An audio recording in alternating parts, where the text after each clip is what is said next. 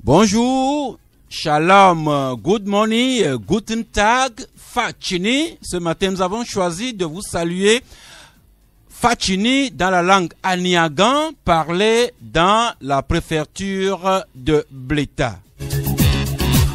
Mais nous aurions pu également vous saluer en Konkomba Mpo, parce que nous avons aujourd'hui un invité.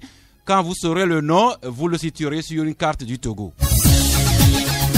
Juste vous dire que c'est dans la bonne humeur et en rendant grâce au Tout-Puissant que nous sommes dans ce studio pour démarrer avec vous en communion et en synergie avec vous cette nouvelle semaine. À la technique, c'est Michel Kokou, Vitogbe Tomega et Gérard Akoucha. Aliro Moru Chakala de Courrier de la République, bonjour. Bonjour Sass et bonjour à toutes les auditrices et à tous les auditeurs. Didier Assogba de Togo Breaking News, bonjour. Bonjour Sass, bonjour aux auditrices et auditeurs de Canal FM. Eh bien, vous savez, Aliro et Didier, que nous sommes aujourd'hui le 25 novembre, décrété journée internationale de lutte contre toutes les violences faites aux femmes. Nous qui sommes nés d'une femme, nous qui avons des sœurs, nous qui avons des épouses, nous qui avons des collègues femmes, nous qui avons des filles également, nous ne pouvons pas passer cette date en inaperçu.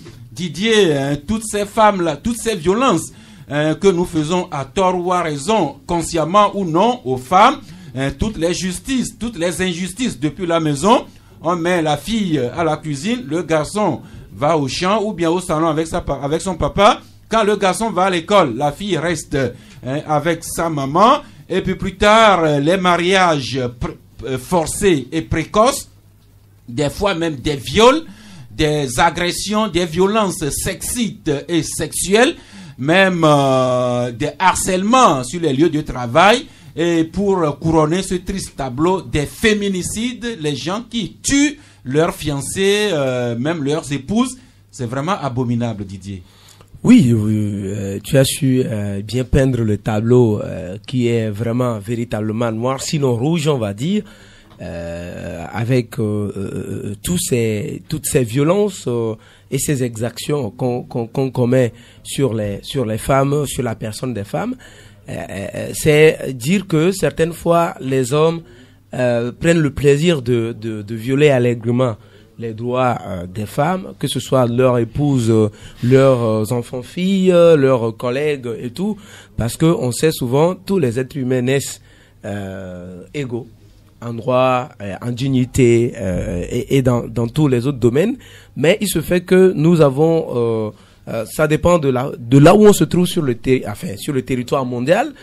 On a souvent des cultures qui font quelques distinguos entre femmes et hommes, et on reconnaît de façon mondiale et de façon naturelle que la femme est le sexe faible, et quand on dit sexe faible, il faut plutôt aider cette femme-là à retrouver la force nécessaire pour faire face à la vie, mais on va dire, on brime plutôt ce sexe faible-là de par les violences, violence physique ou verbale, ce que vivent autant pour moi nos consoeurs, par exemple, sur les lieux de travail.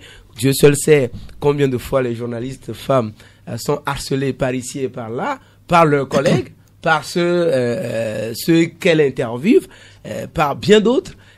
Si vous écoutez un certain nombre de choses, vous allez tomber des nues, mais malheureusement, c'est ça le monde, mais nous sensibilisons les uns les autres à reconnaître que la femme est le sexe faible, elle a tous les droits que l'homme a déjà, et il faut plutôt aider la femme à aller de l'avant plutôt que de chercher à la mettre au bas de l'échelle. Vivement que nous rompions ce cercle vicieux et que nous mettions plutôt la femme dans un cercle vertueux. La femme, c'est le charme, c'est la grâce.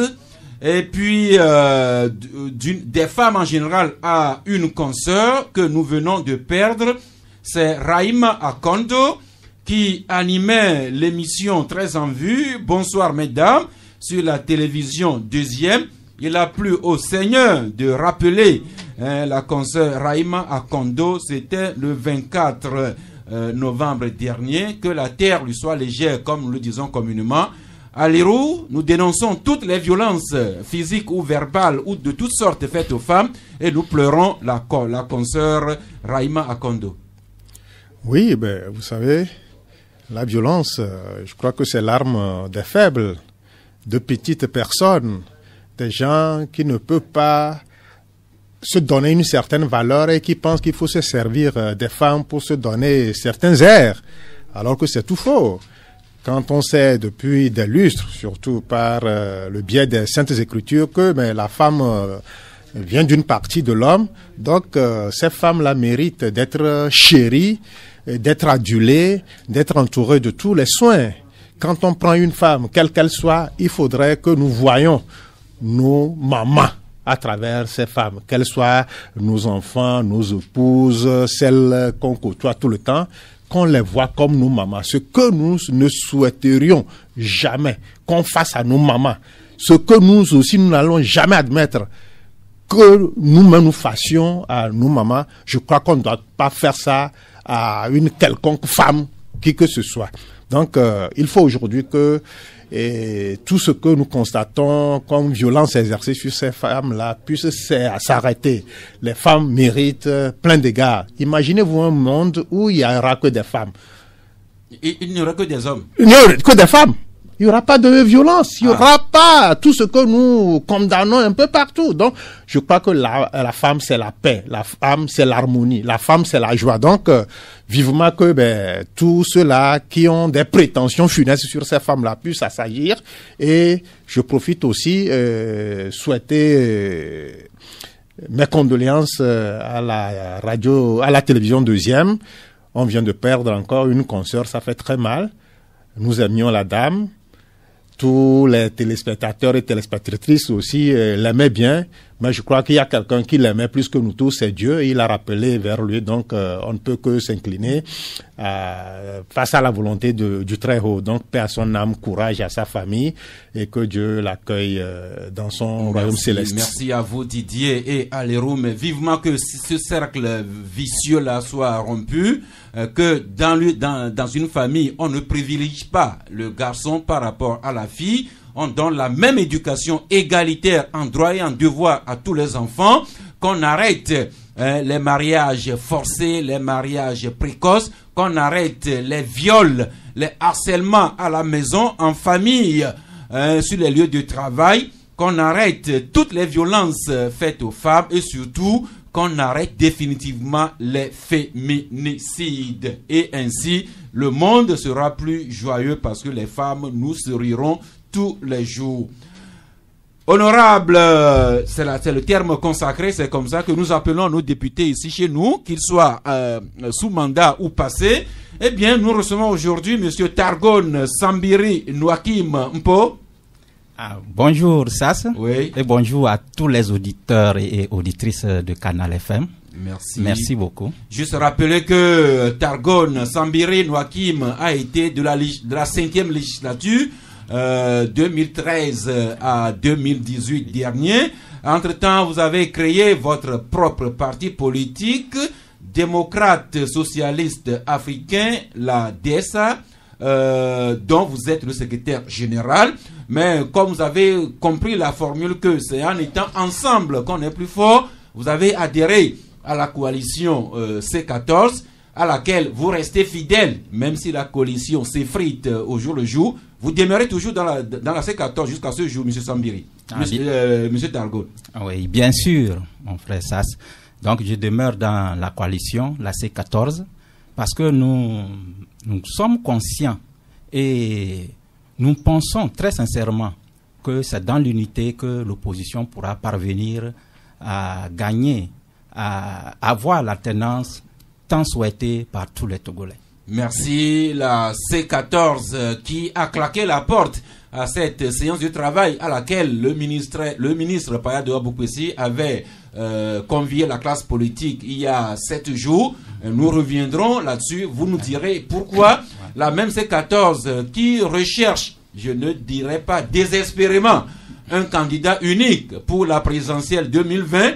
Nous sommes à moins de 3 mois de cette élection. Vous nous en direz où vous en êtes. D'autant plus que vous n'êtes pas seul, vous avez à vos côtés Gérard Akoumé, bonjour. Bonjour Sass, bonjour aux auditrices et aux auditeurs de Canal FM. Vous êtes du parti Les Démocrates, toujours aussi membre de la C14, n'est-ce pas, monsieur Gérard Akoumé? Oui, nous sommes membres de la C14 et de toute manière, il faudrait reconnaître aujourd'hui que c'est dans l'unité que nous pourrons quand même arriver à bout de ce régime cinquantenaire. Donc il faudrait qu'on le comprenne ici, qu'on l'inscrive dans notre ADN. On ira de l'avant et je crois que les populations vont nous accompagner, n'est-ce pas, sur ce terrain. Merci beaucoup. Je vous rappelle que sur le coup de 12 heures, nous allons ouvrir les antennes et les auditeurs pourront intervenir sur 2 numéros, le 22 21 33 74 ou bien le 22 20 19 68. Pour vous poser des questions directement ou bien apporter des commentaires sur les déclarations que vous aurez faites dans ce studio durant cette émission. Et comme c'est une tradition aussi, nous démarrons les débats par une pensée du jour. Et c'est notre généreuse auditrice qui nous alimente aujourd'hui, qui tire une sagesse du terroir qui dit que qui se corrige soi-même, celui-là suit la voie de la sagesse. Qui se corrige soi-même, celui-là suit la voie de la sagesse. Vous nous direz, M. Targol, M. Gérard Akoumé plutôt, si vous tirez des expériences de vos passés et si vous essayez de vous améliorer au jour le jour, ou bien si vous rééditez les mêmes erreurs, les mêmes fautes, et comme il est dit en philosophie que les mêmes causes produisent toujours les mêmes effets dans les mêmes conditions, nous y viendrons. Mais en attendant ce débat, quelques dépêches. Commençons par la sécurité. Et là, c'est les forces de défense et de sécurité qui viennent d'enregistrer de nouvelles recrues. 2 journaux nous en parlent aujourd'hui. Forum de la semaine qui écrit à la page 4. Forum de la semaine qui publie cette dépêche à la page 4. L'armée renforce son effectif avec 1226 nouvelles recrues. Ces jeunes recrues qui ont prêté serment, qui ont été présentés au drapeau national. C'était le vendredi 22 novembre dernier. Autre journal qui revient là-dessus, c'est Vox Populi, la voix du peuple, qui confirme cette information effectivement, que ces jeunes recrues font partie de la promotion 2018-2019 de la formation élémentaire troupes toutes armes, la FETA, et ils ont commencé leur formation le 15 mai dernier, et 6 mois après, sur les 1315 qu'ils étaient au début, on a enregistré que 1226 arrivés. Entre-temps, des gens ont abandonné pour divers motifs. Et ces 1226 nouvelles recrues, parmi elles, on compte 1111 garçons et 115 filles. D'aucuns nous dira à Lirou que même et surtout dans l'armée, les femmes sont toujours en retard sur les hommes.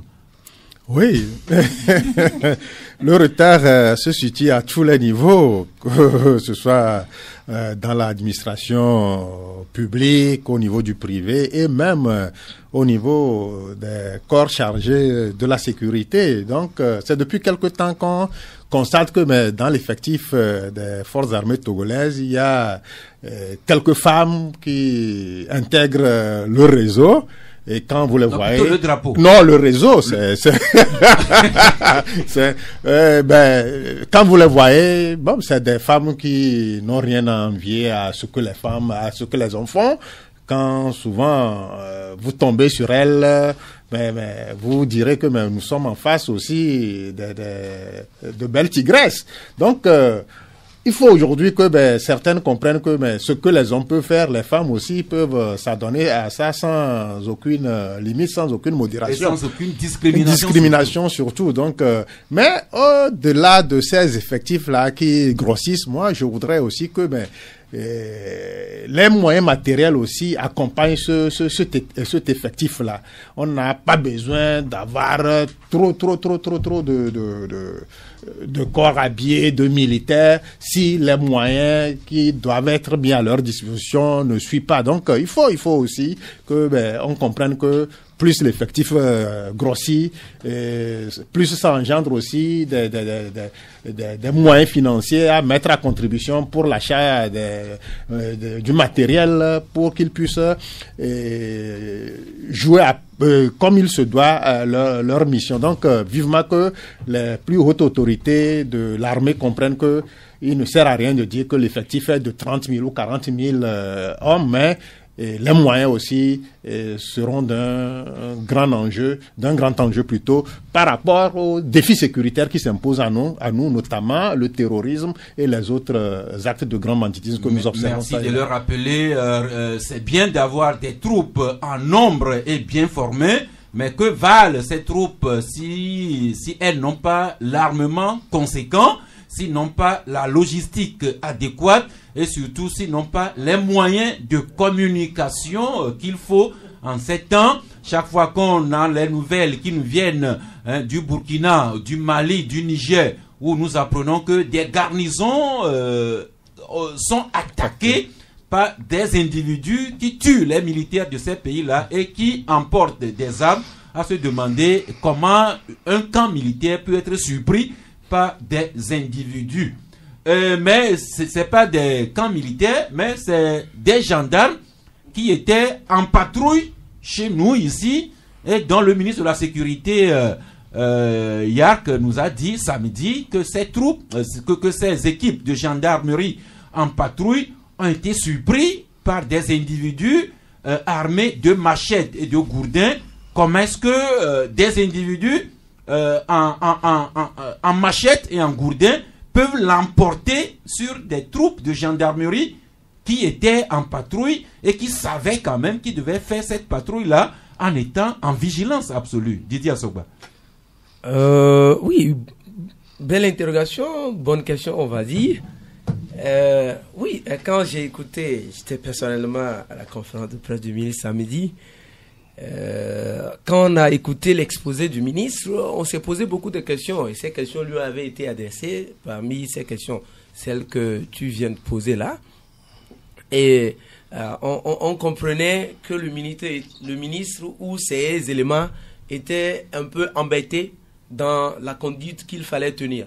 C'est-à-dire que le ministre dit, si ces éléments tiraient sur les gens, on va les accuser de s'être donné à une bavure policière, une bavure de gendarmes, mais qu'ils étaient là à mesure de dissuasion pour empêcher les gens là de parvenir à leur fin. Et donc c'est dans cette optique-là que ces gendarmes-là ont interrogé le groupe d'individus et les ont donc approchés. Et c'est dans les échanges que le drame en question s'est posé et que, les individus, les mis en cause seraient une vingtaine, donc armés de machettes et de gourdins, autour de 4-5 gendarmes, vous imaginez ce qui peut se passer si les gendarmes ne devraient pas utiliser leurs armes. Et donc, le mal s'est rapidement passé et le groupe a également surpris d'autres gendarmes en faction au niveau de la Banque Atlantique, comme le ministre l'a également dit. Mais maintenant, comment est-ce que des gens armés de machettes et de gourdins devraient l'emporter sur des éléments? Oui, même vous-même, vous pouvez l'emporter sur un élément armé s'il ne devrait pas utiliser son arme. Maintenant, les circonstances et tout ça, tout le monde a écouté l'exposé du ministre, et cette question-là, entre autres, a été répondue de cette façon. Mais est-ce que c'est de cette façon-là que nos éléments devraient se comporter si d'autres, des ennemis, comme des terroristes, par exemple, venaient à s'introduire chez nous pour attaquer le territoire ou attaquer les institutions de la République? Est-ce qu'ils vont forcément attendre un ordre venu de quelque part avant d'agir ou avant de nous protéger? c'est là toute la question et tout le questionnement qu'on peut se faire. Des questions qu'on peut se poser, des gendarmes bien entraînés et armés qui sont de faction devant une banque ou bien qui sont en patrouille. On suppose qu'ils sont en état d'éveil avec toutes les tensions et ces forces de sécurité, de défense sont surpris par des individus armés de machettes et de gourdins. On pose de questions, d'autant plus que le bilan est lourd. Et aussi bien à Gwenyeve que à Sokoré, 5 gendarmes se sont retrouvés blessés. Un a été poignardé, un autre brûlé au 2e degré, un autre encore a été molesté et plus grave encore, 5 armes de guerre, des Kalachnikov leur ont été arrachées et emportées. Le ministre dit que un citoyen a aidé quand même à retrouver une Kalash, mais les autres, les 4 Kalachnikov et leurs détenteurs sont dans la nature. Le citoyen que je suis, j'avoue que je suis inquiet.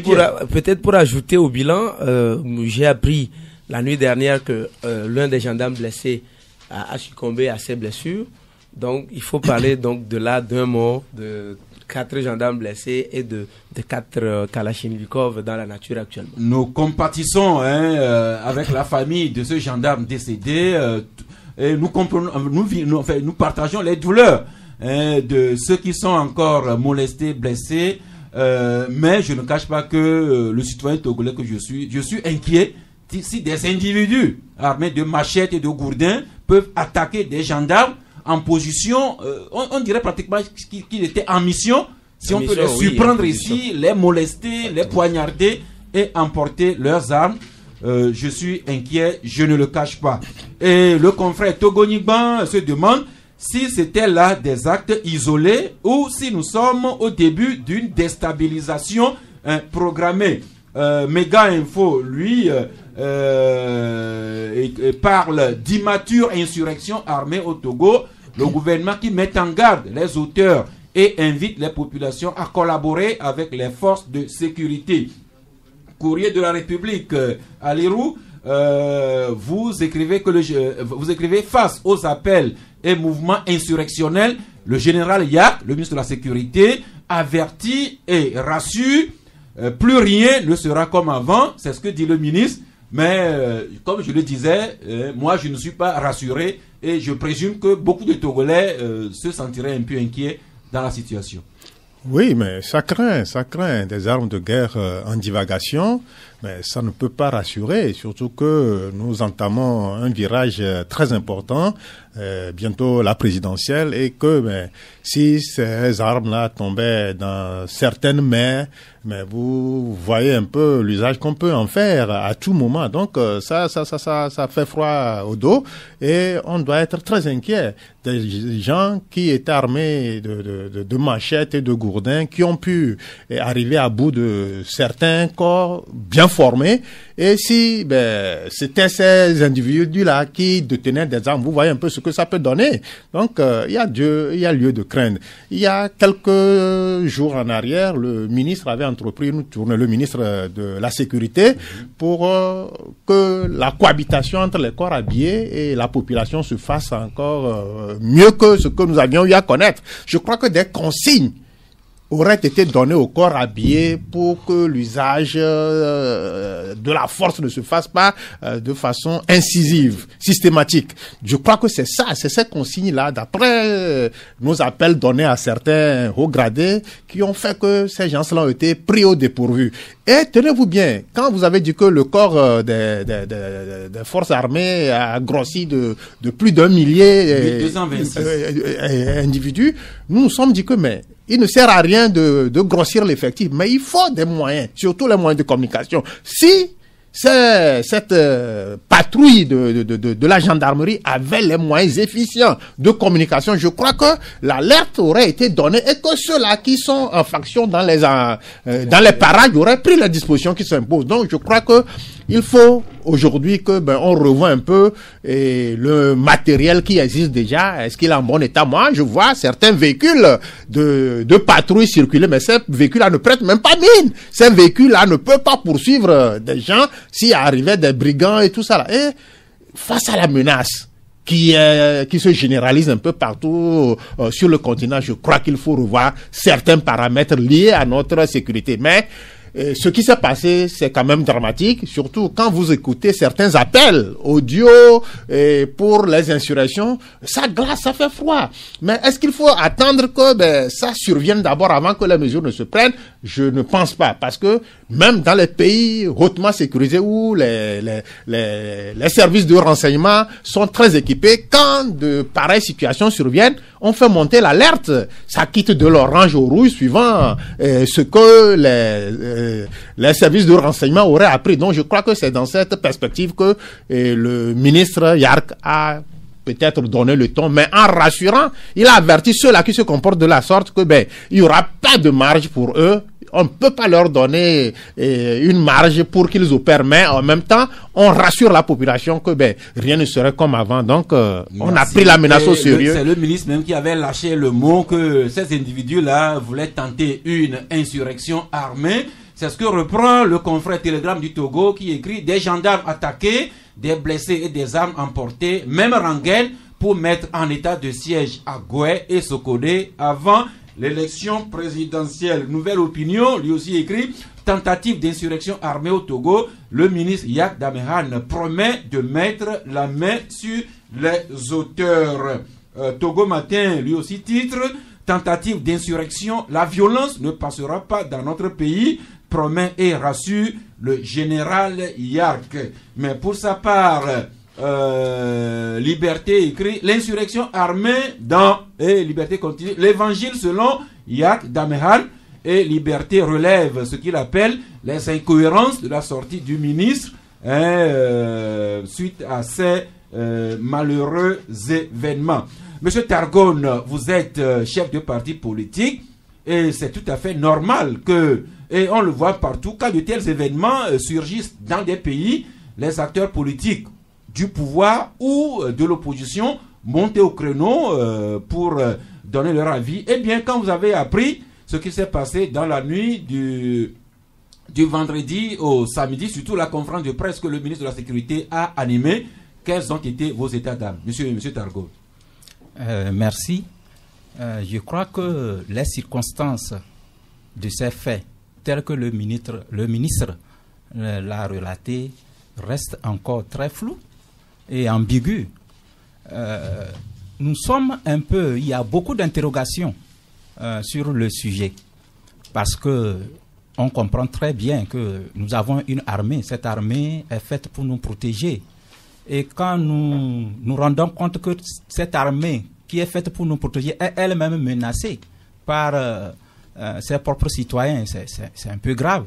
Mais ici, ce qui nous intrigue encore beaucoup plus, c'est que nous savons que nos militaires sont formés et ils peuvent même combattre à main vide. Et ils ont des armes.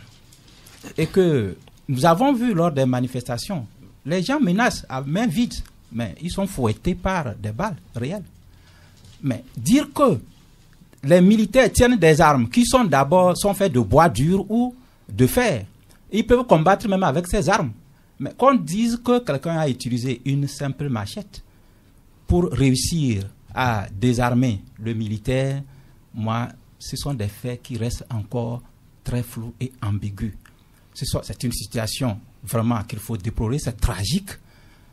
On ne peut pas vraiment écouter ce que le ministre a raconté et vraiment rester dans la quiétude. On se pose beaucoup de questions, mais où allons-nous? Donc, moi, je me dis même, moi, dès que je ne sais pas si ces militaires dormaient vraiment, je pense qu'il faut vraiment relater les faits tels qu'ils sont. Je ne sais pas si ces militaires dormaient vraiment, parce que moi, je me dis, si ces militaires-là étaient, puisque quand on dit pas tout ça veut dire que c'est des gens qui sont restés éveillés, qui sont sur leur garde, et qu'on dise que des gens sont venus et que lors des échanges même, c'est lors des échanges même entre les deux, groupes que on a réussi à les désarmer. Ça, je me demande, est-ce que... Bon, moi, je pense qu'il faut vraiment attendre que ces militaires qui ont été pris à partie et qui sont revenus puissent nous dire la réalité des faits. Pourquoi? Merci. Oui. Nous apprenons malheureusement que, comme Didier le disait, que l'un des gendarmes blessés aurait effectivement succombé à ses blessures. Encore une fois, nos condoléances à la famille et au corps de la gendarmerie et à toutes les forces de défense et de sécurité. Mais nous revenons au travail avec le combat du peuple qui titre la page 3, la stratégie de la terreur. Le Togo renoue avec la violence politique et pour le combat du peuple, le PNP de Tikpi Achadam met ses menaces à exécution. Pour argumenter son titre, le combat du peuple est reparti vers les dernières déclarations de Tikpi Achadam qui disait, je cite, d'empêcher par tous les moyens le 4e mandat du président Faure Gnassingbé, et dans la foulée Tikpi Achadam qui avait lancé un appel insistant au peuple togolais à se mobiliser pour faire barrage. Et plus loin, le combat du peuple revisite le mémorandum publié le 19 novembre 2019 et signé du secrétaire général du PNP, Dr Kossi Sama, dont voici un extrait. Le calme actuel que l'on observe n'est qu'un calme trompeur parce que précaire. Si Faure Gnassingbé ne prend pas la mesure de la situation, le peuple togolais en lutte pour la liberté et la prospérité le contraindra à renoncer à son projet de 4e mandat. Mais quel rapport est-ce qu'il y a un rapport à établir entre les déclarations de Tikpi Achadam et de Dr Sama avec les événements dont nous parlons? Les liens ne sont pas formellement établis, mais c'est juste un article de presse que nous vous rappelons. Oui, Didier, vous avez... Oui, quelques éléments également à apporter. On ne peut pas dire à ce jour qu'il y a un lien direct avec le PNP. Bon, enfin, moi, je n'ai pas assez d'éléments pour l'étayer. Mais est-ce que ces événements qui se sont produits ont un lien avec la politique? Oui. Ils ont un lien avec la politique et surtout avec l'élection présidentielle. Est-ce que c'est formellement établi de 2020? Ou bien c'est des suppositions de journalistes? Ce ne sont pas des suppositions. Moi, je me base sur des déclarations faites par les autorités togolaises, le ministre de la Sécurité, le ministre des Droits de l'Homme et bien d'autres encore. Le ministre des Droits de l'Homme a clairement dit que les auteurs et les commanditaires de ces actes qui se sont produits sont hors du territoire et téléguident les gens à travers des audios. Allez comprendre qu'ils donnent des messages par des audios. Le ministre de la Sécurité a également dit qu'il les connaît véritablement, ces gens-là, et qu'il va les prendre comme des poules. Allez comprendre également et que ces gens se sont choisis des villes où on sait généralement quels partis politiques choisissent des villes comme des villes citées là pour des manifestations. Et on sait également quels partis politiques ou des acteurs politiques qui disent que le chef de l'État actuel ne devrait pas faire un 4e mandat. Des gens auraient dit que leur manifestation ou leur mouvement, c'est pour empêcher un 4e mandat ou carrément empêcher l'élection présidentielle de 2020 de se dérouler comme il est en train d'être organisé actuellement. Maintenant, allez comprendre, moi je ne veux pas faire un lien avec un parti politique, mais il y a un lien établi avec l'élection présidentielle de 2020 qui s'organise actuellement. Et donc, voilà quelques éléments qu'on peut apporter. Mais je voulais également faire cette observation-là pour dire que le ministre de la Sécurité avait laissé entendre que cette menace-là existait depuis. C'est pas quelque chose, c'est pas une surprise que l'État connaissait la menace depuis et a pris des dispositions. Mais maintenant, pourquoi est-ce que pour une menace de cette nature-là, on s'est contenté de déployer que de gendarmes et on a laissé l'armée de côté? Moi, je repose la question encore. Ça dit que tout à l'heure, en tant que citoyen togolais, il n'est pas rassuré. Moi aussi, je crains pour ma vie. Si c'était des gens venus de l'extérieur qui attaquaient notre pays, est-ce qu'on va mettre quelques 3 ou 4 gendarmes là-bas pour empêcher des gens qui sont venus nous attaquer et laisser l'armée de côté? Là se repose encore également le problème de la coordination dans la chaîne de commandement de nos forces. Je citais tantôt cet article de Le combat du peuple et le directeur vient de nous rejoindre. Lucien Diossou-Messan, bonjour. Bonjour à toutes les auditrices et à tous les auditeurs. Je reprends le titre que vous avez consacré à cet événement. Vous avez écrit la stratégie de la terreur. Le Togo renoue avec la violence politique. Et pour vous, c'est le PNP du Tikpi à Tchadam qui met ces menaces à exécution. Nous parlions des événements de la nuit du vendredi au samedi dernier. Mais il faut reconnaître quand même que c'est des événements malheureux. Quand dans un pays, les gens publient un mémorandum, et quelques jours plus tard, j'ai publié une partie du mémorandum, on s'attaque aux gens. Par exemple, tout à l'heure, mon confrère disait quelque chose qui m'a un peu sidéré. Ici, là, dans ce studio, plusieurs fois, on a déploré que les militaires sont dans les rues. Parce qu'on ne peut pas être militarisé. Et quand on ne les met pas, on se plaint. Qu'est-ce que nous voulons au Togo? Non, venons-en donc à votre article où vous liez les événements du samedi directement au PNP. Mais le PNP, comme le ministre l'a dit, c'est vrai que l'information est connue. Moi-même aussi, je l'ai eu de plusieurs sources. Bon, pourquoi le PNP est ciblé? Ils ont dit qu'ils ne vont pas participer au processus électoral. Ils ne vont pas aux élections. Mais ils vont empêcher le 4e mandat du chef de l'État. Et jusqu'à présent, on ne nous dit pas par quelle alchimie, comment ils peuvent empêcher. Maintenant, le dernier mémorandum qu'ils ont publié le 23 est explicite. Qu'ils vont passer à l'acte. Ils ont dit clairement qu'ils vont passer à l'acte.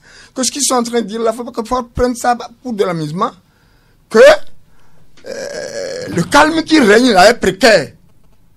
C'est le terme des choses. Je l'ai publié dedans. Que le calme... Et j'ai effectivement lu cet extrait. Oui, et là, ils ont dit l'actuel calme qui règne est trompeur. Et c'est précaire. Donc, ils vont passer à l'acte. Ils sont passés à l'acte. Merci. Sur ce, nous embrayons sur le processus électoral. Mais avant cela, je rappelle que nos deux invités nous viennent de la C14, M. Targon Sambiri Nouakim du Parti démocrate socialiste africain et Gérard Akoumé du Parti Les Démocrates. Le combat du peuple s'intéresse à vous justement et écrit « Dialogue politique au Togo, le politiquement incorrect érigé en règle permanente, Maître Agboibo du cas, Fabre de l'ANC et Madame Adjamagbo de la C14. Voilà pour le compte du peuple, le trio infernal dans ses œuvres. Monsieur Targon, revenons donc à cette séance de travail, officiellement appelée comité de suivi de l'élection présidentielle que le ministre a convoqué le mardi dernier. La coalition y était, mais juste après l'ouverture de la séance, vous avez claqué la porte. Et nous, les journalistes, nous avons fait nos commentaires durant toute la semaine. Mais voulez-vous nous situer sur ce que je n'ose pas appeler un incident? Monsieur Targon.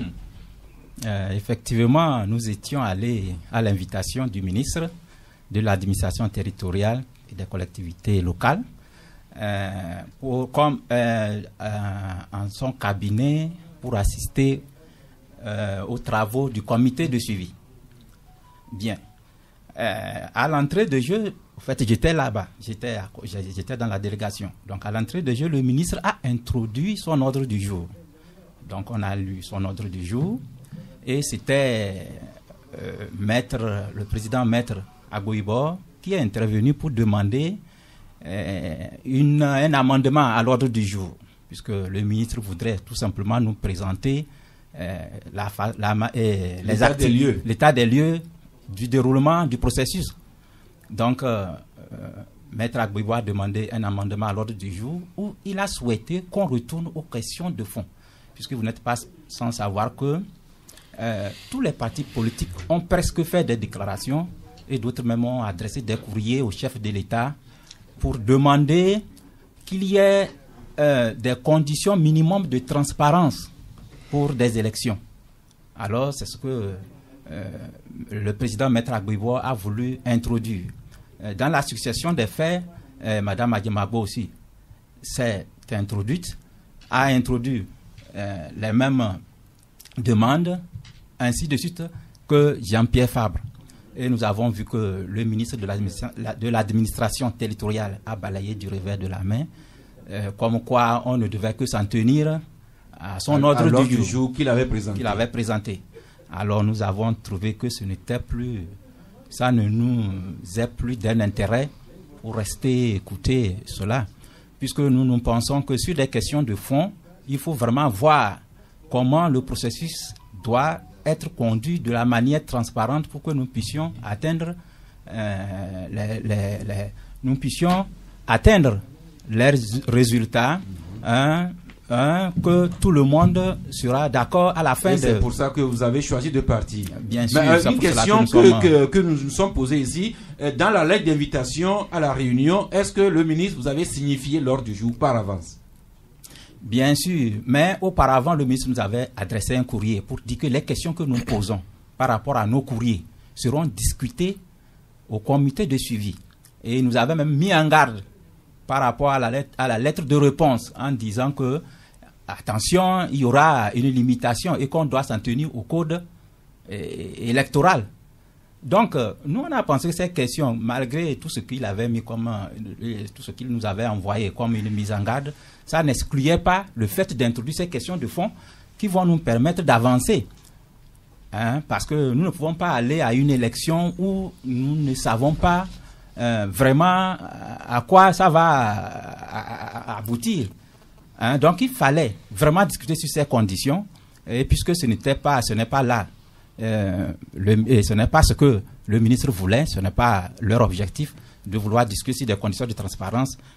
Nous avons décliné. Vous avez choisi de partir. Alors, le fait que vous soyez parti de cette réunion, est-ce à dire que vous ne vous inscrivez plus dans le processus d'élection présidentielle, ou bien vous demeurez toujours partie prenante de cette élection? Non, nous sommes là. Si le ministre nous invite et qu'il repose bien le problème, nous sommes là, puisque c'est nous qui avons réclamé même le dialogue, les discussions. Alors on ne peut pas quand même refuser. Si le ministre vous appelle, vous répondrez. Mais Gérard Akoumé, si le ministre ne vous appelait pas, alors est-ce que vous demeurez toujours dans le processus des élections, ou bien vous mettez de côté? De toute la manière, il faut reconnaître que la C14 a répondu, n'est-ce pas, à cette invitation pour aller apporter sa contribution, afin que le cadre électoral puisse être assaini et que nous puissions avoir, pour une première fois, au Togo, ce qu'on appelle des élections libres et transparentes. Nous ne sommes pas allés pour bloquer quoi que ce soit. Du moment où nous avons écrit au président de la République, et au lieu que lui-même il nous réponde, c'est le ministre de l'administration qui nous a répondu.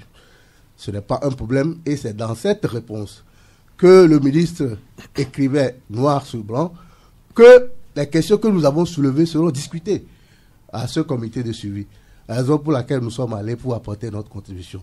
Du moment où il ferme toutes les portes, quand on nous parle de politiquement incorrect, c'est lui, le ministre, c'est le gouvernement qui affiche, n'est-ce pas, ce comportement incorrect. Oui, mais monsieur Akoumé, je voudrais vous dire tout simplement que notre souci, c'est de faire en sorte que les choses aillent bien au Togo. Même si le ministre ne nous appelle pas, nous pourrons toujours aller vers le gouvernement, faire nos propositions pour que les choses aillent bien au Togo. Merci. Je rappelle que, comme vous avez des préoccupations qui vous tiennent à cœur, certaines de ces préoccupations transparaissent dans le dernier message de la conférence des évêques du Togo.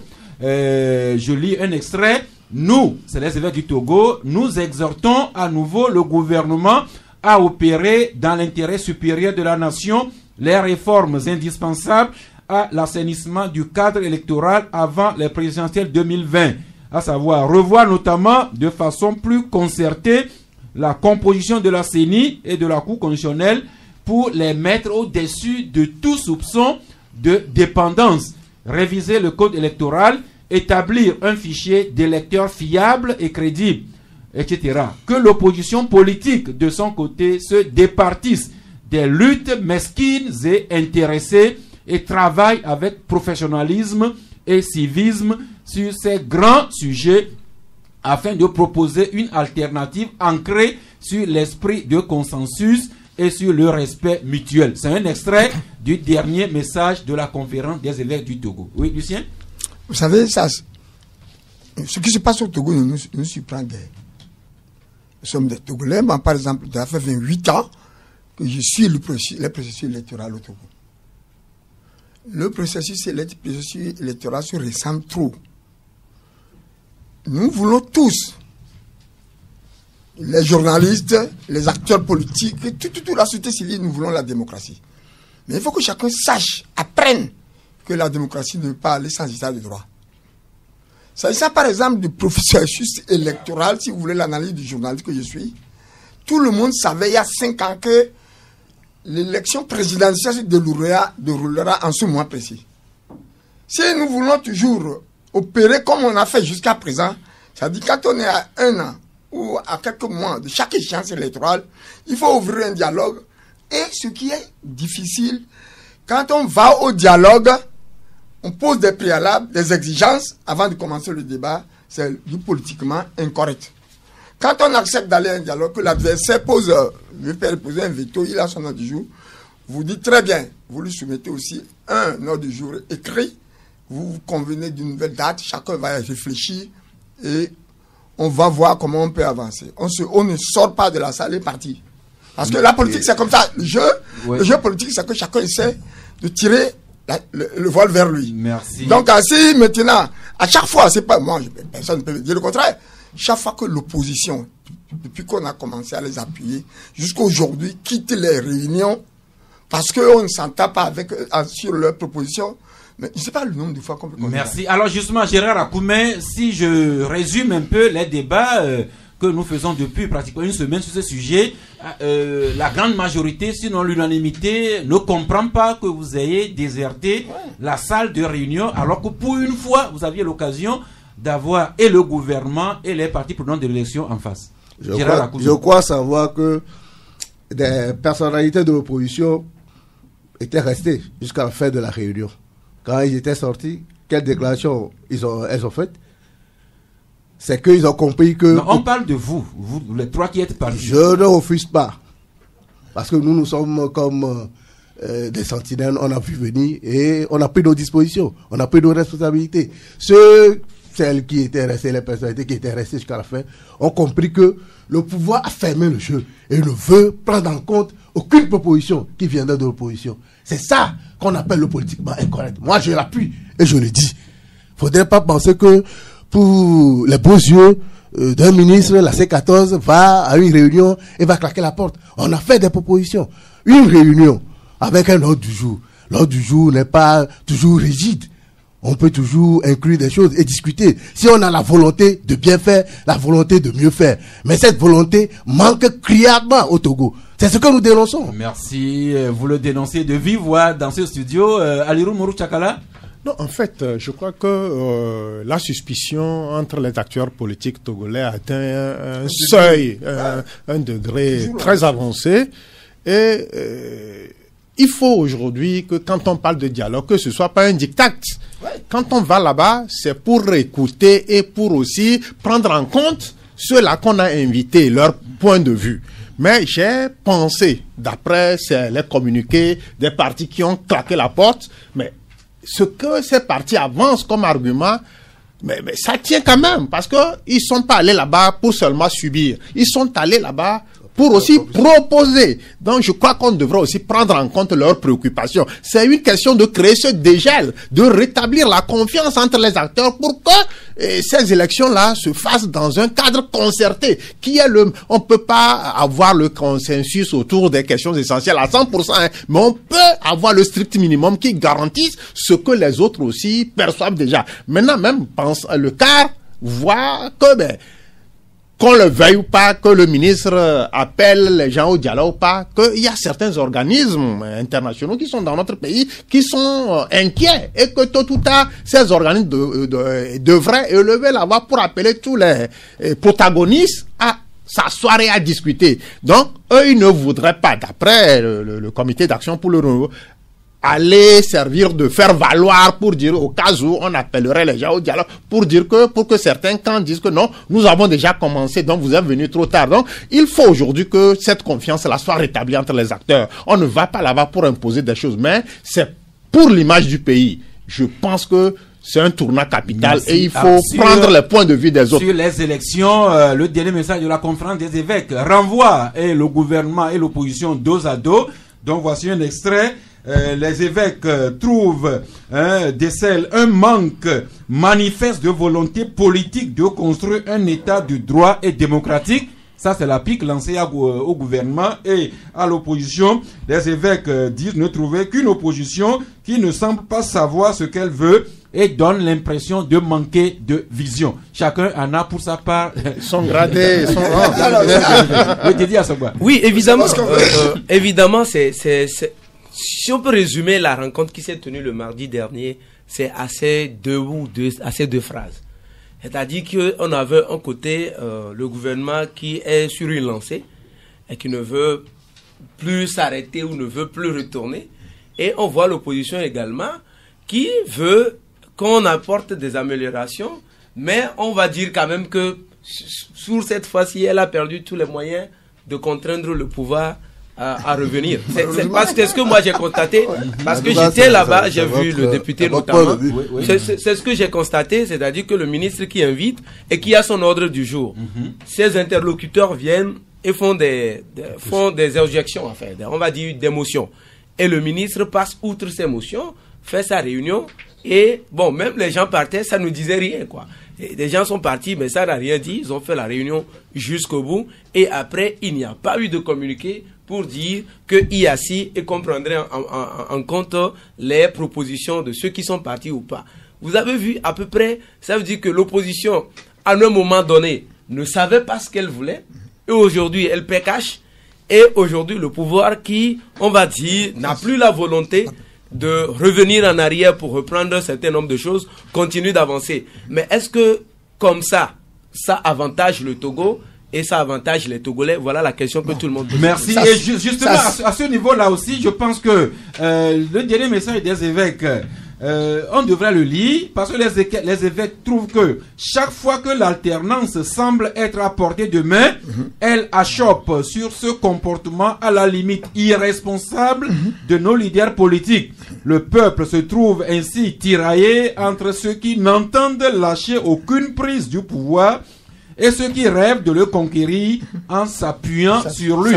Un pauvre peuple, suis tenté de dire. Oui, mais je voudrais qu'il nous reste une dizaine de minutes avant. Si vous laissez les acteurs politiques, on ne parlera pas. Non, s'il vous plaît. Alors, justement, je vous ai demandé à vous, Targone et Gérard Akoumé, si le fait d'avoir claqué la porte à la réunion de suivi de la dernière fois, si malgré ça, si vous maintenez toujours dans le jeu électoral, ou bien si vous mettez de côté, vous avez fait des réponses politiques, je m'en contente. Maintenant, depuis des mois, vous dites que vous recherchez un candidat unique en votre sein de la C14. Où en êtes-vous, M. Targone?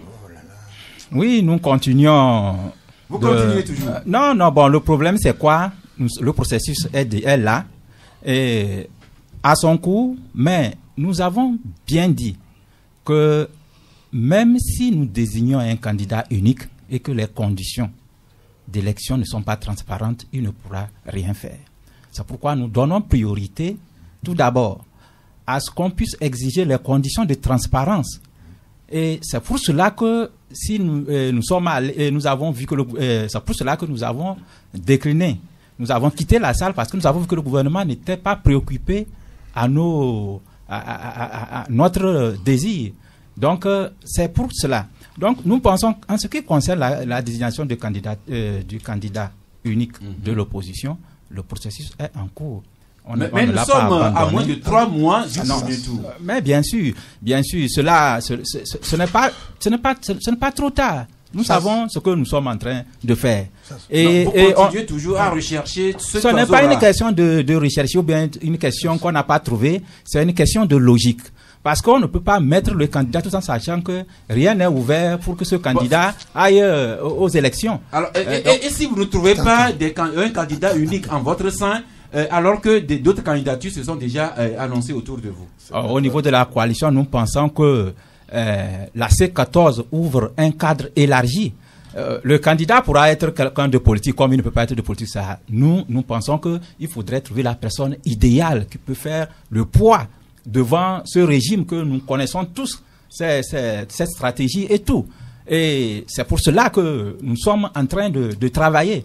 Et nous travaillons jour pour jour pour cela. On n'est pas là à s'amuser. Est-ce que vous êtes fixé un deadline? Parce que la Cour constitutionnelle nous a indiqué que le premier tour devrait intervenir entre le 19 février et le 5 mars. Est-ce que vous êtes fixé une date limite à la C14 pour nous dévoiler votre... Mais bien sûr, tout ça là est au programme. Ce sera quand Jusqu'à quand pourrons-nous avoir... Attendez, nous avançons dans un processus. Nous avançons dans un processus et nous pensons que nous allons trouver le moment idéal, le moment propice pour permettre à ce candidat de donner le résultat que nous avons besoin, et c'est à ce moment-là que nous allons vous dévoiler le nom de ce candidat. J'ai beau insister, au risque même de vous harceler, mais je n'ai pas toujours des réponses à ma question. Moi, je veux dire quelque chose. Débattre avec les hommes politiques, c'est toujours fastidieux. Parce que la politique, ces règles, mais c'est un exercice très intéressant. Non, écoutez, tu ne nous as pas rien pour cette question. D'abord, je me rappelle que même avec la CEDEAO, les vaccinations dans la CEDEAO, ou bien avant, on s'est battu pour obtenir la modification de la Constitution, pour obtenir les 2 tours. Et on a pensé que les 2 tours-là doivent régler les problèmes de candidature unique au premier tour. C'est-à-dire que s'il y a les 2 tours, il peut y avoir des choses de candidature, mais celui qui viendra le second, ils vont s'entendre pour le positionner face au pouvoir. Je pense que c'était le but visé lorsqu'on a rétabli les 2 tours. Donc, si nous nous attardons sur encore le problème de candidat unique, ce qu'il y a à te répondre, c'est vrai. On ne peut pas s'assurer dès à présent, ici, qu'on va remplir toutes les conditions de transparence avant de désigner candidat unique. Politiquement, c'est pas possible. Maintenant, je vais dire autre chose. Parmi les revendications de l'opposition, les revendications présentes pour améliorer le cadre électoral, il y a bel et bien un point qui parle de la CENI. Nous faisons notre travail, nous sommes les organisateurs, on a suivi ça avec le truc de la CEDEAO. Et la CEDEAO a donné raison à l'opposition en disant qu'ils doivent avoir une CENI paritaire. Et on a choisi les 8. Finalement, quand on a dit qu'ils doivent avoir 8 autres, ils ont décidé de sauter l'UFC, qui ne compterait pas comme un parti politique de l'opposition. Donc, on a tout fait, même malgré tout ce talent qu'on a pris, on a rétabli. Oui, ça, c'est le passé. Non, c'est pas le passé. C'est les mêmes personnes qui demandent aujourd'hui. Non, attends, la chasse. Si nous évacuons le passé, comment ça ne sortirait pas? On a eu les 8. Ils devaient tout simplement aller prêter serment. Quand ils prêtaient serment, c'est la même CENI qui serait là aujourd'hui. On peut pas gérer un pays en allant faire dans un tango. Didier a dit que l'opposition paie cash aujourd'hui des erreurs qui sont commises par le passé. Disons-le. Oui, Tchakala. Moi, je n'ai pas envie d'avoir un... Oui, mais moi, je voudrais revenir sur le message de la conférence des évêques du Togo. C'est un message très consistant et qui a fait un diagnostic sans complaisance de ce que nous vivons dans le pays. Bien sûr. C'est vrai, chaque camp en a eu pour sa dose. Maintenant, oui, le diagnostic, il est établi, ça c'est vrai. Maintenant, toutes les fois, c'est comme ça. On sort des messages pertinents, des messages qui font l'état des lieux de la situation que nous vivons. Mais tout reste figé. On ne constate rien qui progresse. Est-ce qu'il ne s'impose pas aujourd'hui que ces évêques-là franchissent un cap? Lequel, par exemple? Mais d'imposer une certaine directive. Non, absolument. On n'impose pas. Non, mais mais est-ce que vous pensez que toutes les fois on fasse les mêmes choses? Ça revient à un travail de Sisyphe. Les constats sont beaux. Tu as lu la liste des évêques qui ont signé le truc, hein? Pojo est parmi eux. Mais non, on ne va pas faire de fixation sur la personne de Pojo. Il est évêque et il fait partir de cette conférence. Donc, pas de fixation sur Pojo. Il faudrait par les évêques. Eh bien, s'il vous plaît, il est 12h. Nous allons nous ouvrir incessamment sur les auditeurs. Mais juste cette rapide revue de presse sur le processus électoral. Nouvelle opinion, s'il vous plaît. Nouvelle Opinion nous écrit que la CENI vient de mettre en place de nouvelles CENI. Donc nous avons le total des CENI ici au plan national, 46, et des commissions électorales d'ambassades indépendantes, je crois au nombre de 6 aussi. Alors, Libération, lui aussi écrit sur le processus électoral, et nous parle d'un candidat, à savoir Innocent Kagbara, qui déclaré candidat pour une alternance en 2020. Innocent Kagbara occupe déjà le terrain. Pendant que, M. Tago, pendant que vous recherchez encore votre candidat unique, les autres sont déjà sur le terrain. Un autre candidat, c'est Agboyome Kodjo, dont le télégramme du Togo dit MPDD, discours d'investiture 2020, Agboyome qui promet, Agboyome promet déjà une transition politique, la libération de Kwacha Nyasingbe, une république qui protège et libère les énergies et les talents, une revalorisation du SMIC et des mesures pour la carte d'identité, le passeport.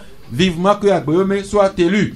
Autre candidat qui ne se prononce pas, mais au nom de qui beaucoup de personnes parlent, c'est Faure Nyasingbe. Et aujourd'hui, c'est Forum qui écrit que les mouvements et associations de base appellent les instances du parti uni à investir Faure Nyasingbe candidat. Et Togo Matin lui écrit, échéance 2020, le mouvement de la jeunesse unie prépare déjà ses membres pour plébisciter le candidat d'UNI. Je t'argonne.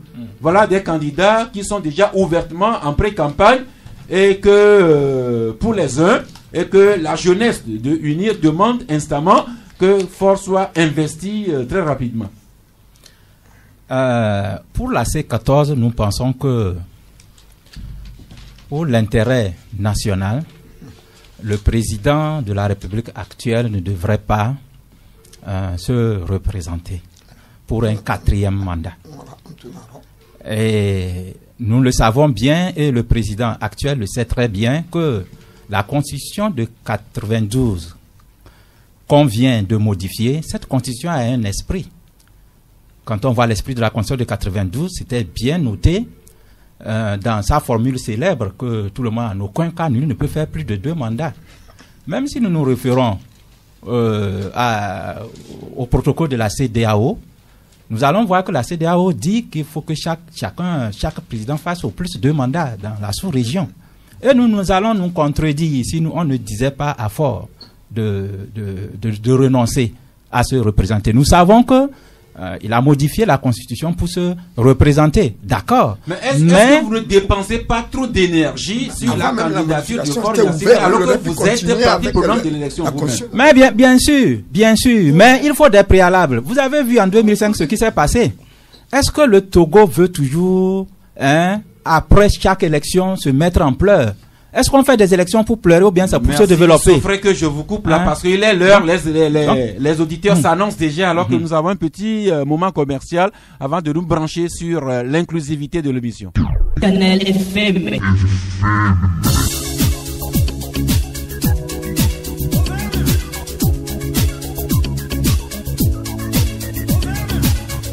Vous nous excusez d'avoir pris un peu du temps sur votre temps. Vous permettrez la tautologie, mais c'est l'actualité qui oblige avec les invités au studio. À présent, la parole est à vous. J'espère que vous allez poser des questions directes à nos invités, Monsieur Targone, Monsieur Akoumé de la C14 et les 3 confrères, Alirou Tchakala, Didier Assogba et Lucien Djossou-Mensan. Le premier auditeur en ligne, bonjour, Monsieur Madji. Monsieur Madjidi plutôt, Madjidi. Oui. Ok, allez-y. C'est pour participer à l'émission. Oui, vous êtes en direct. Ici, entre maintes fois, vous avez parlé question de courtoisie concernant sur la radio. Oui. Mais bon, c'est pour parler à propos de juste la réponse de Lucien Djossou-Mensan par rapport à la conférence des évêques du Togo. Oui. Il a trouvé que le mémorandum ou bien la note signée par la CT, que s'il faut s'en tenir à ça, d'après ce que Alirou Tchakala parlait, s'il faut parler à ça, il trouvait que l'autre, l'archevêque émérite, Monseigneur Philippe Panoukoyo, fait partie de la délégation. Oui. Donc le fait qu'il fait partie de la délégation ne veut pas dire que c'est son point de vue qui est sorti pour chose. Merci. Je rappelle tout simplement que Monseigneur Podjoro fait bel et bien partie des signataires de la déclaration des évêques du Togo, a ajouté à ses propres déclarations par le passé. L'auditeur suivant, Monsieur Korkou, bonjour. Bonjour Monsieur Sass. Oui. Et je salue le plateau. Allez-y directement par votre question ou bien par votre commentaire. Oui, ma première question, ça concerne ce qui s'est passé dans le week-end que le ministre nous a présenté à la conférence de presse. Oui. Comment est-ce que vous analysez que les choses s'est passées et que les journalistes n'arrivent pas à parler de ça d'eux-mêmes.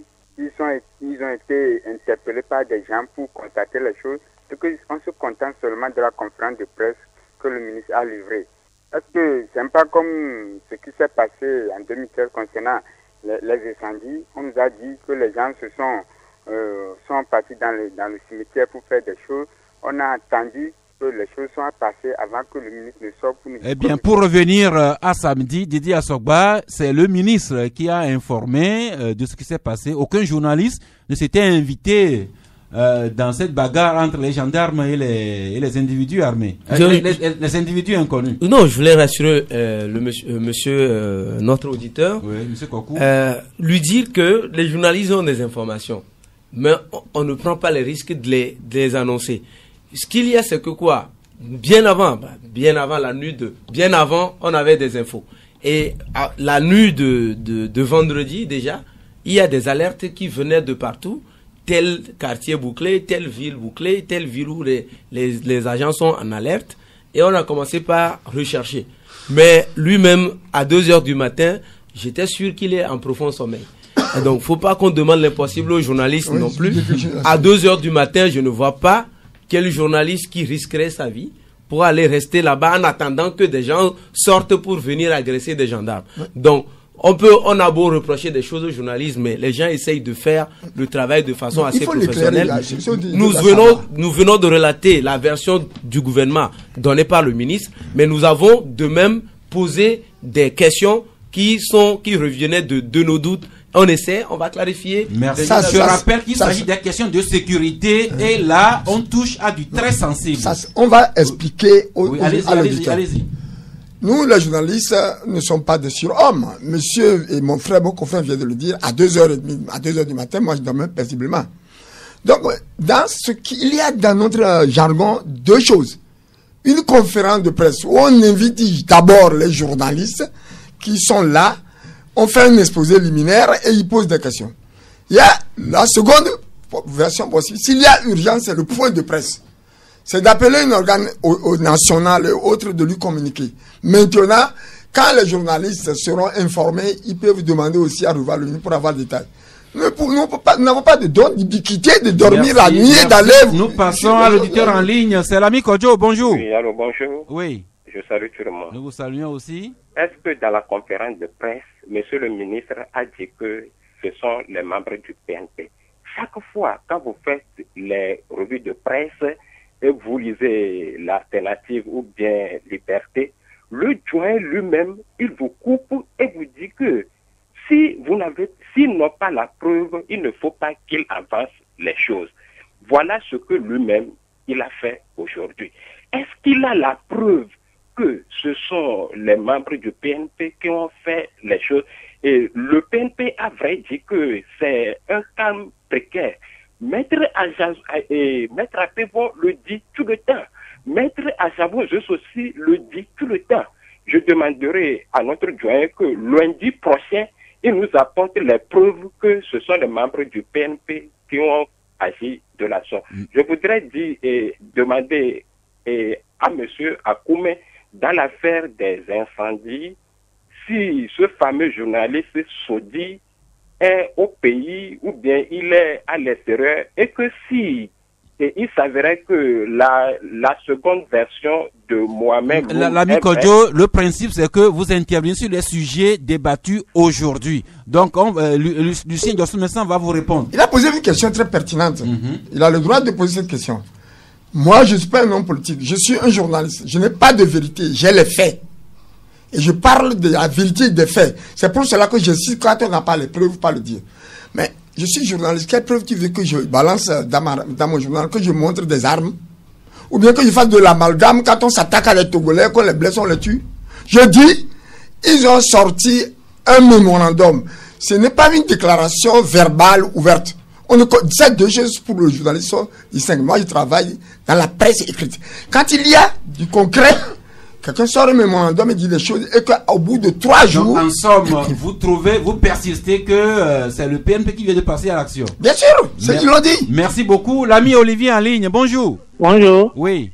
J'aimerais dire journalistes qui sont au plateau que est-ce que selon eux ils ne voient pas que c'est un folklore ou bien un truc organisé par le gouvernement pour pouvoir s'attaquer à ces gens de l'opposition? Merci. Didier Assogba, vous étiez à la conférence de presse de ministres. Est-ce que c'était une mise en scène que Yark avait manigancé pour quelque chose? Bon, j'ai vu un ministre ou deux ministres agacés, dérangés et en colère en même temps le samedi dernier. Est-ce que des ministres eux-mêmes peuvent prendre le risque de faire un montage, de se mettre en colère? Ça, je ne sais pas.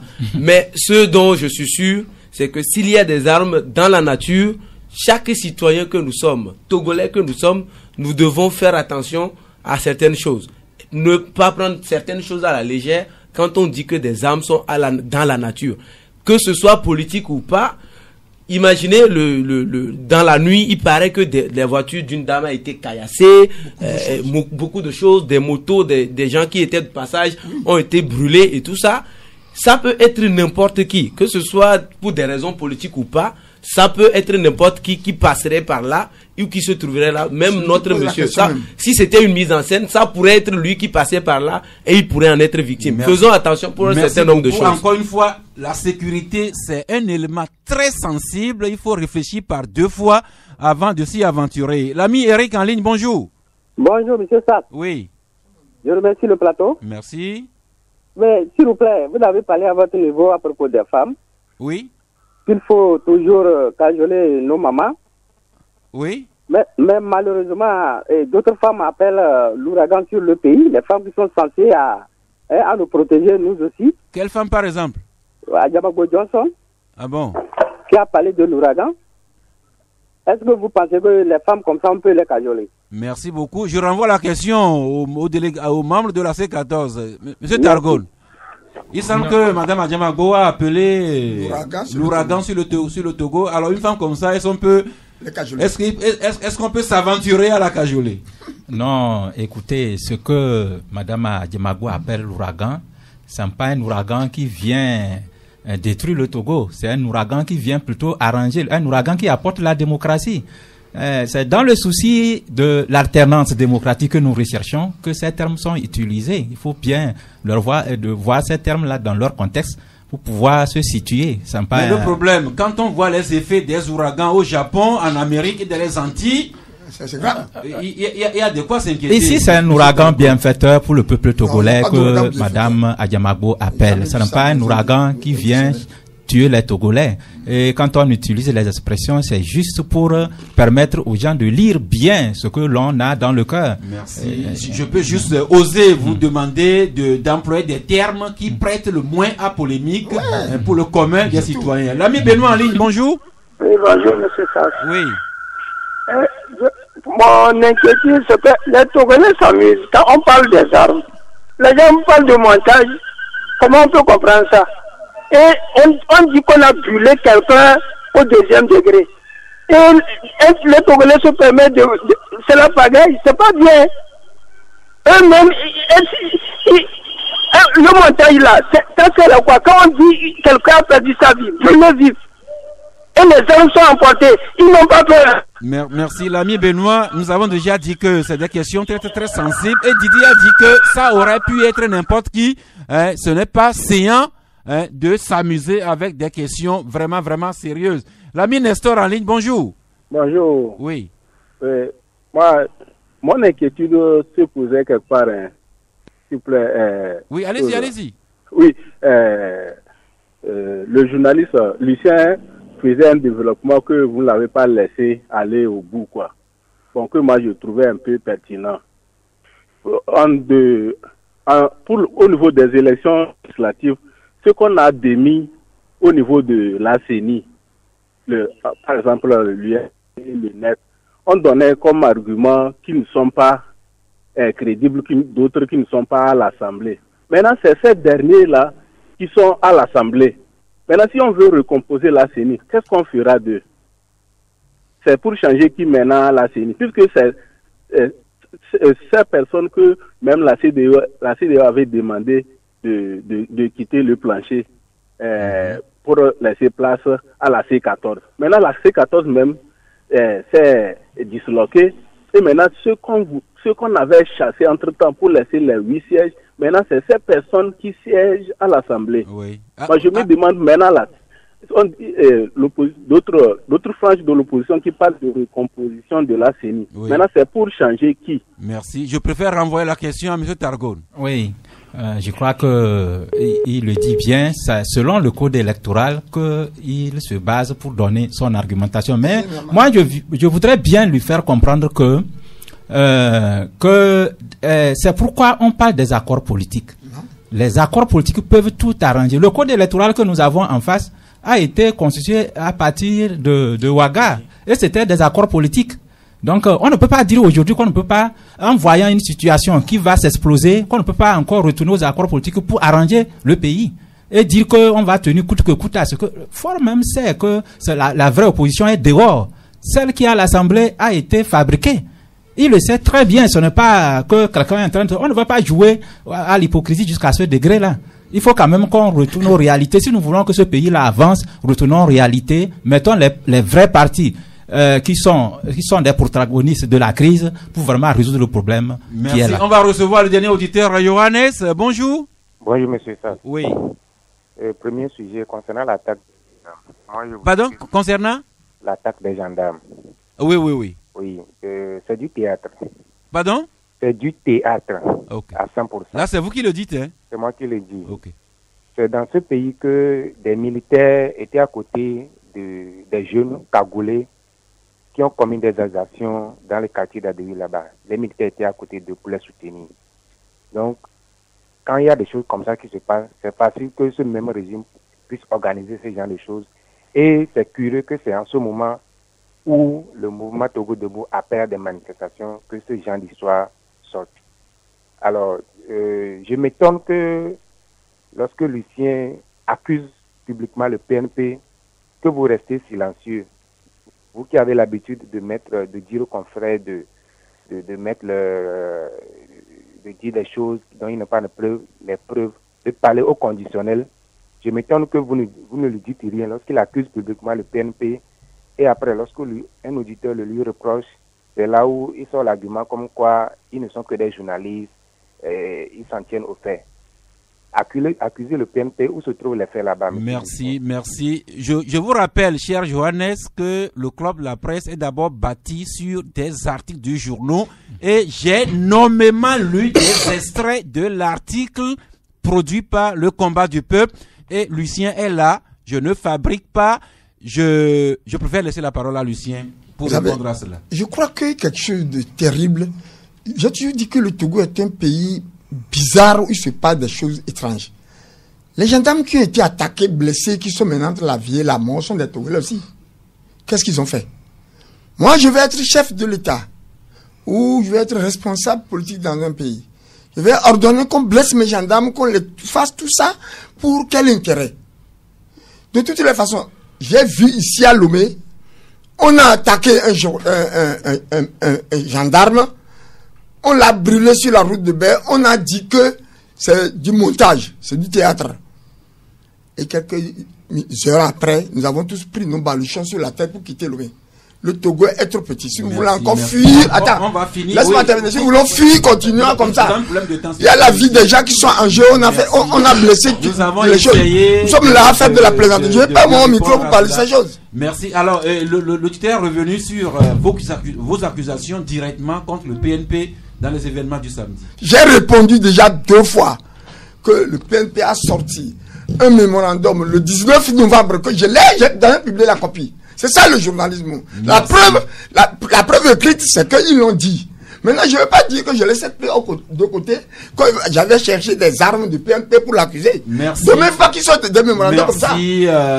Malheureusement, nous sommes déjà à la fin de cette émission. Pourtant, il y a quand même des articles intéressants dans les journaux. Alirou, par exemple, votre journal Courrier, vous écrivez vers la concession de l'aéroport international de Lomé. Le projet Révi pour consacrer la forfaiture. Alors, est-ce qu'on s'envisage à privatiser notre aéroport? Oui, c'est bien lancé. Nous n'avons rien inventé. Nous ne sommes pas réveillés de notre sommeil pour prendre cet article. C'est sur des faits très vrais qui peuvent être vérifiés. Nous sommes dans la saison des privatisations. Après Togocom, après le port autonome de Lomé démembré, après les mines cédées à chose, après la contractualisation, maintenant on passe à une autre étape, c'est la concession qu'on s'apprête à donner à un partenaire, et c'est un cabinet qui a été choisi, le cabinet Southbridge Rwanda, piloté par Kaberuka et Lionel Zinsou. Donc ils sont à pied d'œuvre. Finalement, on se demande, mais finalement, est-ce que c'est ces joyaux-là qui ne marchent pas bien, ou bien c'est la gouvernance qui fait défaut? Qu'est-ce qui va rester? Alerte, est-ce que l'aéroport de Lomé va être privatisé ou bien concédé à des investisseurs étrangers? Privatisé, concédé, c'est des mots qui se ressemblent, c'est presque la même chose, puisque c'est des partenaires étrangers qui vont prendre ça et gérer ça comme il se doit. Il y a quelques semaines, nous avions parlé au quartier Kégué avec un monsieur Aladji qui a érigé un pâturage en pleine ville où élèvent des animaux avec des désagréments pour les voisins. Vous y revenez. Péril environnemental à Tinga, au quartier Kégué. Silence. Le sieur Aladji Mohamed fait sa loi. Non, la loi, c'est Aladji Mohamed. Parce que ce monsieur est hermétique à tout ce que ses voisins ressentent. Mais s'il veut faire son élevage, qu'il aille se chercher un endroit loin des milieux urbains pour le faire. Et ce qui est aussi drôle et un peu intriguant, c'est quand ce monsieur se dit être un homme du pouvoir, qu'il est proche du pouvoir et qu'il a des hommes haut placés pour se permettre tout. Là, c'est ça qui fait un peu mal. Donc, il faut recadrer ce monsieur. La loi, elle est faite, qu'on soit puissant ou faible, mais ces lois-là de la République s'imposent à nous. Donc, je crois que Aladji, si, comme il le dit, qu'il est proche du pouvoir, qu'il a des gens proches du pouvoir, si on est proche du pouvoir, on respecte les lois, on ne les enfreint pas. Vous écrivez que le monsieur Aladji, il allègue ses liens avec les hommes du pouvoir pour narguer carrément l'approche que les nouveaux maires de la localité ont faite à son endroit. Non, qu'ils peuvent tout faire, que lui, bon, il va pas bouger d'un iota, que lui là, les pieds solidement ancrés, parce que disposant de certains soutiens de taille, et jusqu'à quand va-t-il continuer à narguer les gens? Sa petite personne ne saurait prendre le dessus sur tous les riverains qui vivent cet enfer terrestre. On ne peut pas en dire plus. Oui. Ce que mon confrère soulève est réel. C'est son travail de journaliste d'énoncer les abîmes. Mais nul n'est censé ignorer la loi. Ceux qui veulent ça, nous allons voir d'abord Ange. Et puis si Ange... ils iront sur place, ils verront. Tout ce qu'il dit ne compte pas. Ce que l'individu là que je ne connais pas dit qu'on peut voir n'importe qui ne compte pas. Moi, les peuples sont venus dans mon village. On a tout dit, on peut rien, on n'affronte pas les peuples. Je les ai fait juger, on a gagné, finalement, ils nous mettent plus pied là-bas. Que les riverains de Sierra Aladji aillent formellement porter plainte contre lui. Ange d'abord, puis à la justice. On verra s'il a raison. Eh bien, monsieur Gérard Akoumé, vraiment, je suis désolé, nous sommes déjà arrivés au thème de cette émission. On a abordé pour ce qui concerne la C14. La réunion, comme tu as suivi la dernière fois, et puis votre démarche pour un candidat unique, alors que nous sommes à moins de 3 mois de cette élection. Alors qu'avez-vous à nous dire sur tout cela en 60 secondes? Je vous dirais tout simplement que on parle de candidature unique au niveau de la C14, c'est référé, n'est-ce pas, à ta pensée du jour. Nous avons fait un renoncement de soi. La C14 n'a pas de candidat. Mais pour dire que le candidat que nous soutiendrons est déjà là, est connu. Ce que nous voudrions seulement dire, et que les gens comprennent, c'est que nous sommes au Togo, on vient de loin, on connaît les populations, on sait ce qu'elles sont.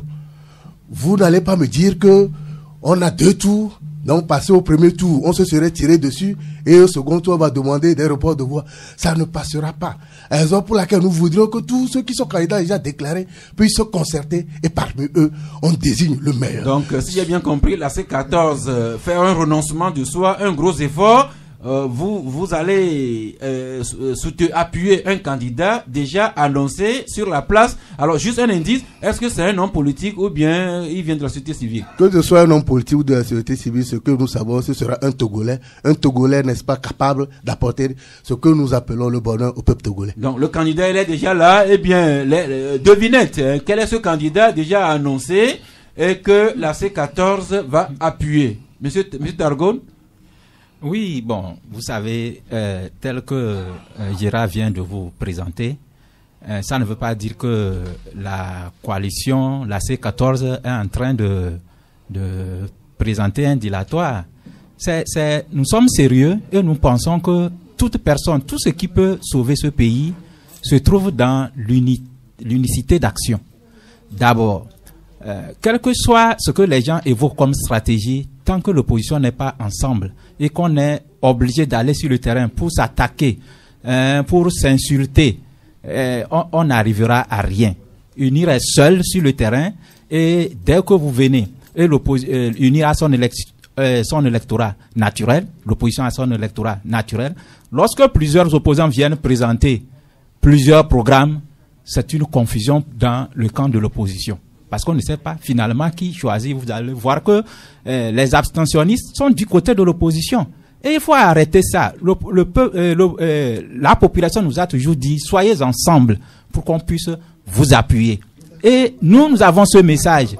On ne peut pas vouloir aller encore vers cette population et aller présenter notre visage à cette population, sinon on est prêt à échouer. Vraiment, je suis désolé, manque de temps, on va devoir s'arrêter là. Rapidement, Alirou, vous avez un carton en début de semaine? Oh oui, un carton rouge sans ceux-là qui sont emparés par cette frénésie de tout privatiser, et ça devient inquiétant.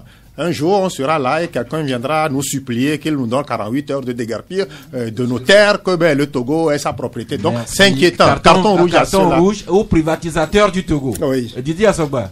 Mon carton, il est vert pour le Centre togolais des expositions et foires de Lomé, CETEF, et son directeur Johnson Kweku Bankar, qui continue d'organiser de façon professionnelle la foire de Lomé, qui fait notre fierté à nous tous, que même des hommes politiques, et on en voit plusieurs à la fois, qu'ils soient de l'opposition ou du pouvoir. Carton vert à ceux qui maintiennent la foire internationale dont l'ouverture officielle vient d'être faite. Merci, Lucien Diossou-Mensah.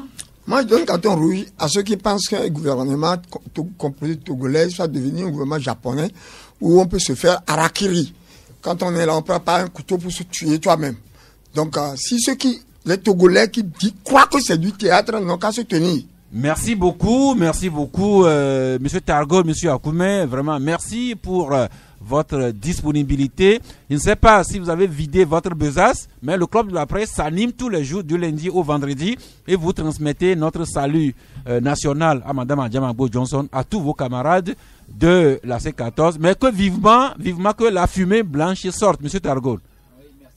Oh, mon frère Sass, et j'espère que on sera toujours ici pour vraiment vous donner nos positions et essayer de mieux nous éclaircir devant le peuple togolais. Merci. Le peuple togolais saura vraiment ce que nous pensons et ce que nous voulons que ce peuple ait comme développement dans ce pays. Merci, M. Targone. Je voudrais vous dire merci, mais en combat. Alors je dis comment?